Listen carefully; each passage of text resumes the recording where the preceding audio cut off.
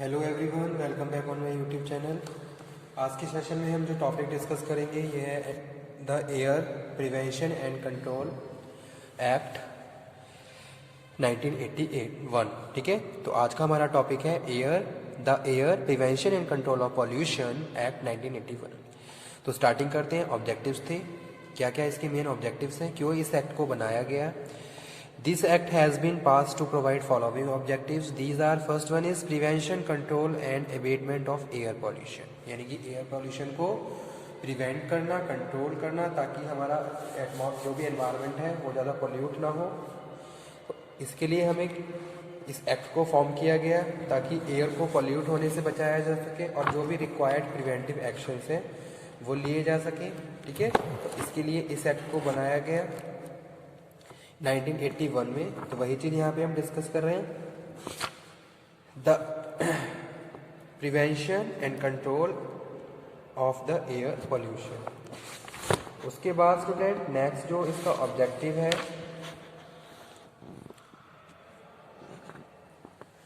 Next one है maintaining the quality of air.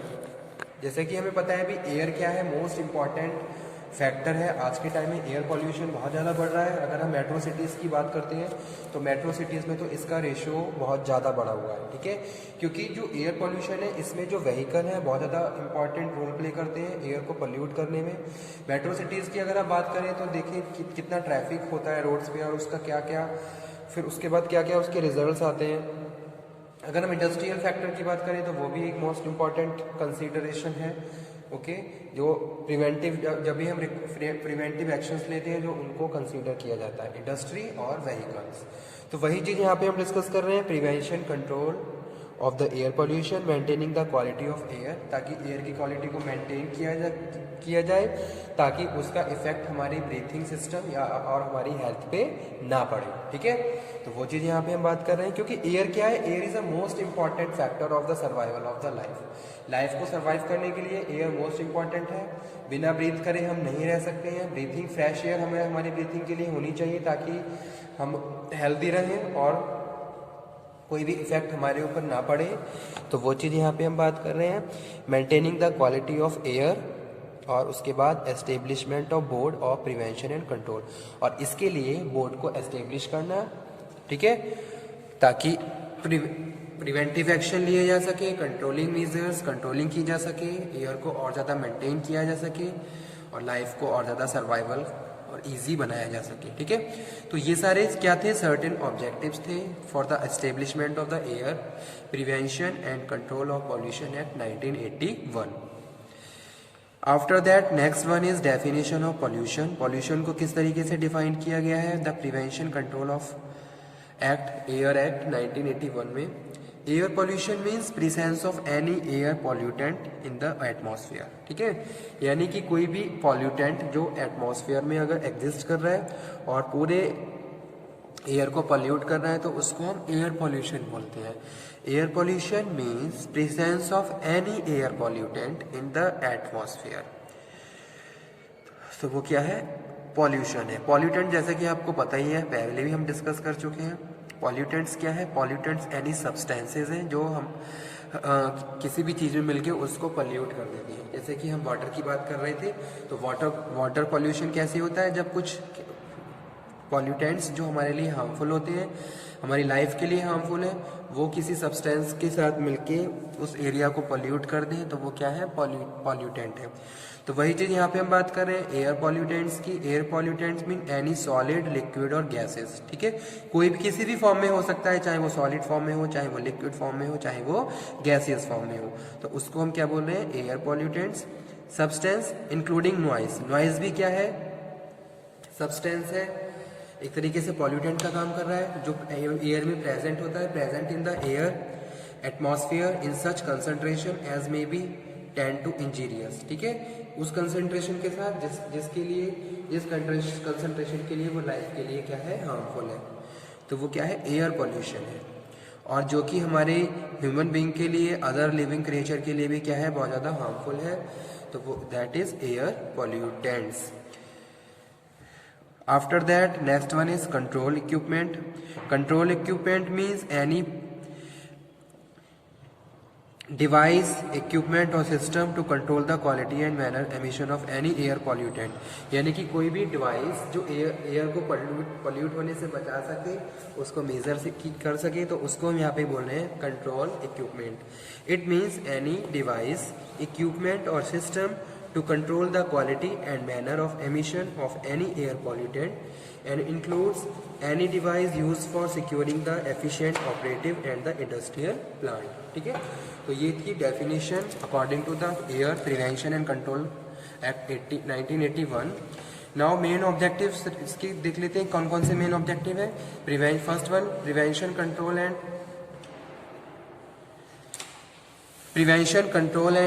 Control of air pollution, ये हम discuss कर चुके हैं। उसके बाद नेक्स्ट वन है पावर एंड फंक्शन।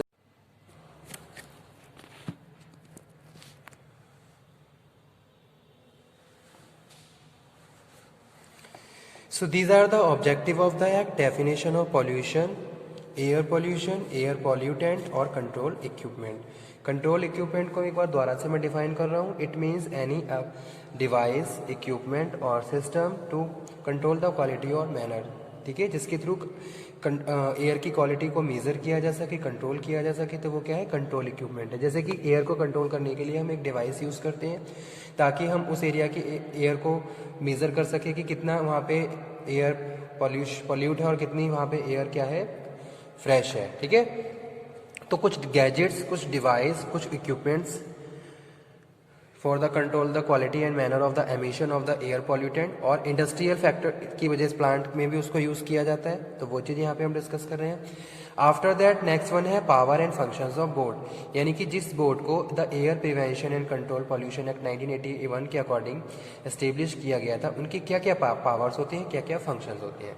तो सबसे पहला यहाँ पे हम बात कर रहे हैं constitution and functions of central board, किस तरीके से सेंट्रल बोर्ड को कॉन्स्टिट्यूट किया जाता है और कौन कौन से उनके मेन फंक्शंस होते हैं। So let's begin. First one is Constitution and functions of Central Board: to have an integrated approach for tackling the problem related to pollution.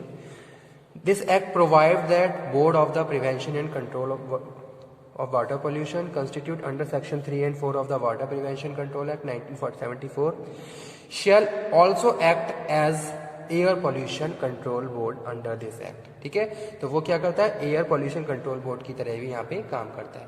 The central board for the prevention and control of the air pollution under section 3, the state board for the prevention and control of the air pollution under section 4, but those states in which state boards are State boards for the water pollution are not established. Separate state board for air pollution central board will be established. ठीक है, provision regarding composition of the board, essential qualifications, meetings, committees are identical to those relating to the board under the water pollution control. Power of board, क्या क्या power होती है board की।